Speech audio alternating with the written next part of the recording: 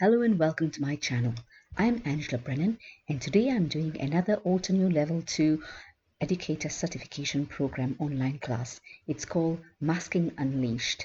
So I do a couple of masking techniques here, some of it using masks that I have made myself and some of it masks that come with the stencil. The first stamp set that I use is the Craft Your Life Project Kit Garden Rose. So this comes with a 6x8 stamp set and a coordinating dies, stencil, and it's not a simple coloring stencil, so it's not layered coloring. It's a stencil which color the outline and some sentiments in the stencil as well, and an embossing powder. I don't use the embossing powder for this video, but it's there. It's a lovely embossing powder. I make 4 cards in this video. 2 of it I use positive masking, so I mask the positive image, and 2 of it I mask negative image, which is primarily the background. Then I color both.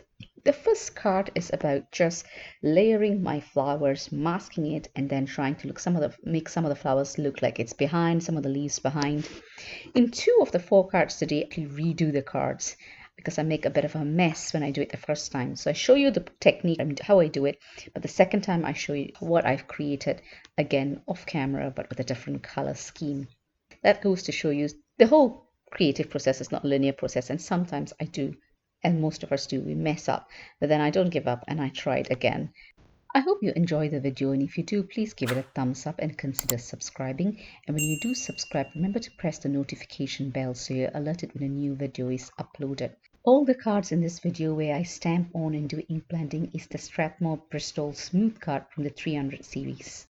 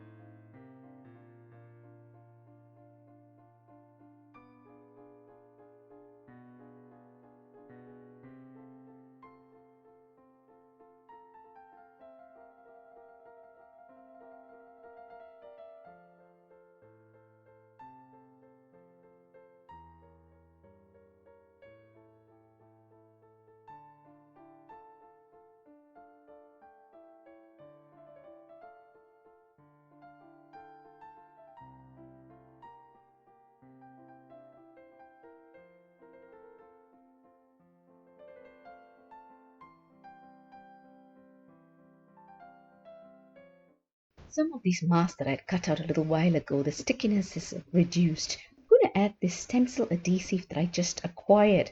What it is, you apply it and it goes on white and you leave it to dry. When it dries, it'll dry clear. And when it's clear, it's ready to be used as with stickiness at the back, which means it's removable. If you apply it to your project when it's still white, then it'll stick permanently, or it will tear when you try to remove the mask. So it can be used on those plastic masks that come with your stencil set, or it can be used on these paper masks which I made a little while ago. So I'm trying it for the first time, and I do like using it because I think it gives me the results that I want. The reason I'm doing this is I'm running low on good masking paper. I've got a roll of masking paper that I bought more than 10 years ago, and stickiness has reduced so much, so it doesn't really last. And my alternative, rather than wasting that roll of masking paper that I have in my stash, is to get this stencil adhesive.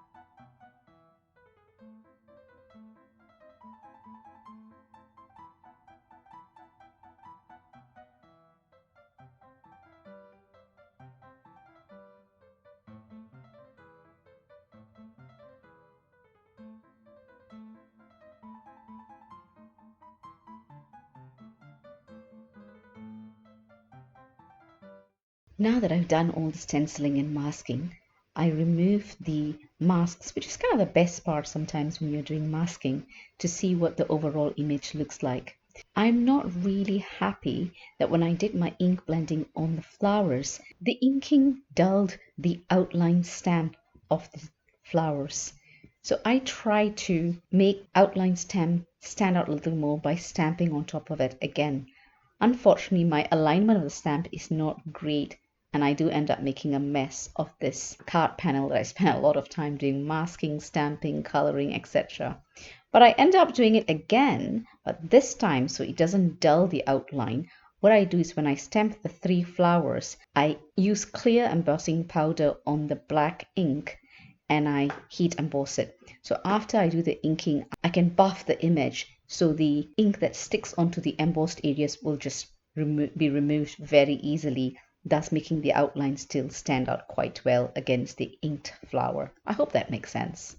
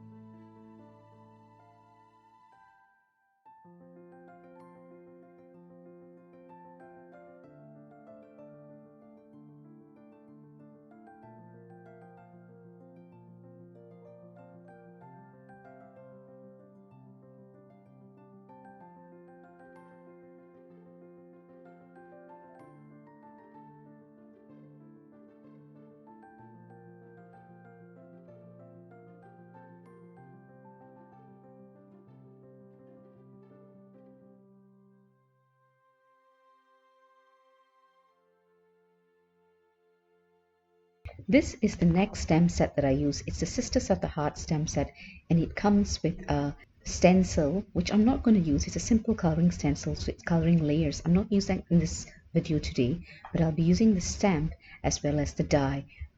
This is to create a negative and a positive mask. I really enjoyed how these cards came out.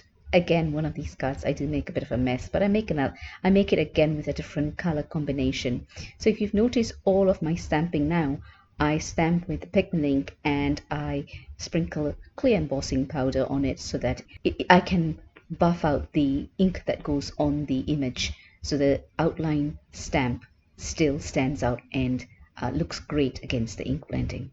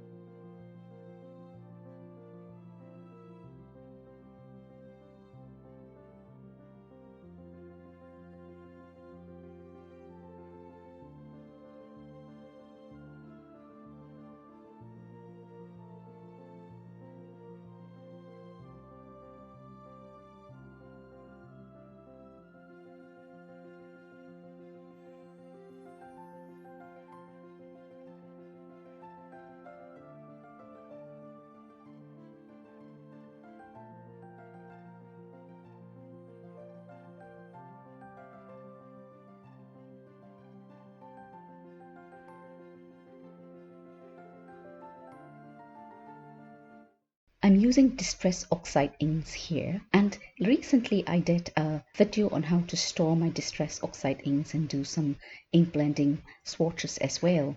One of the comments I got was that Distress Oxide inks ink pads should be stored flat, not on its side. I did contact Ranger Ink and they referred me to their FAQs. I've put a link to it at the bottom and I've got an image of it in my blog as well.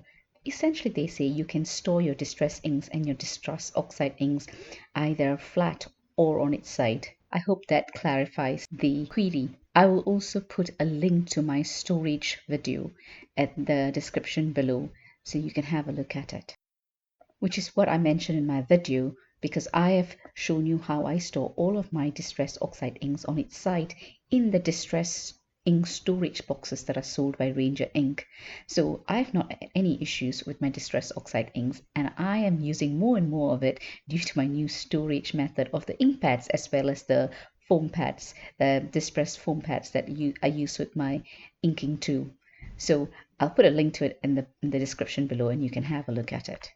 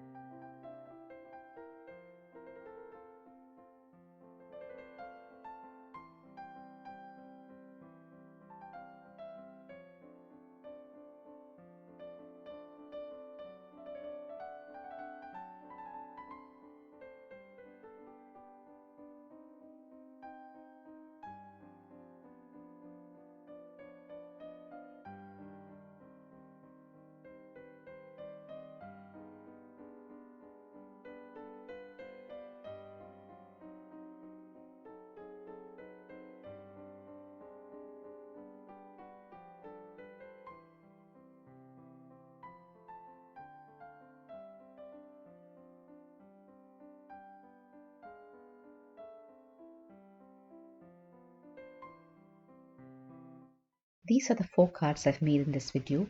2 of it is negative masking and 2 of it is positive masking.